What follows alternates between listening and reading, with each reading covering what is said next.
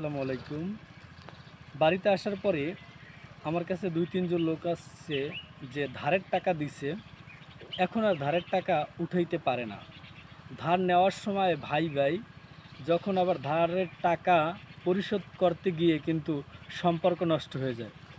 তবে আমরা গ্রামগঞ্জে ধারের টাকা কেউ যদি টাকা ধার চায় সেক্ষেত্রে আমরা দিয়ে দেই। তবে এই ধারের টাকা উঠানোর জন্য আবার অনেকেরই জোতা ক্ষয় হয়ে যায়। তবে আজকে যে কথাগুলো বলবো অনেকে জানেন আবার অনেকে জানেন না। তবে ধারের টাকা দেওয়ার ক্ষেত্রে যদি আইন মোতাবেক দেন তাহলে আর আপনাদেরকে ভোগান্তি পোহাতে হবে না।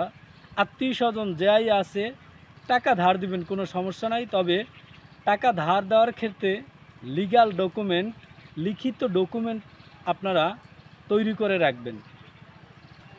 আবার পারেন ৩০০ টাকার স্ট্যাম্পে টাকা ধার দেওয়ার তারিখ, পক্ষগণের নাম, টাকা ফেরত দেওয়ার তারিখ এগুলা লিখে নেবেন এবং যারা উপস্থিত ব্যক্তিগণ থাকবে সাক্ষী হিসাবে তাদের সাক্ষী হিসাবে তাদের স্বাক্ষর গ্রহণ করবেন। যদি আপনি এই প্রসিডিউরে কাউকে টাকা ধার দেন সেক্ষেত্রে আপনার কোনো ভোগান্তি হবে না, টাকা আপনাকে ফেরত দেবে, কোনো ঝামেলা হবে না। আত্মীয়স্বজন যাদেরকেই টাকা ধার দেন লিখিত ডকুমেন্ট ছাড়া কাউকে ধার দিলে সেখানে সম্পর্ক নষ্ট হবেই। আজকের মতো এ পর্যন্তই। যদি ভিডিওটা ভালো লেগে থাকে সেক্ষেত্রে শেয়ার করে দেবেন, অন্যকে জানার সুযোগ করে দেবেন। আসসালামু আলাইকুম।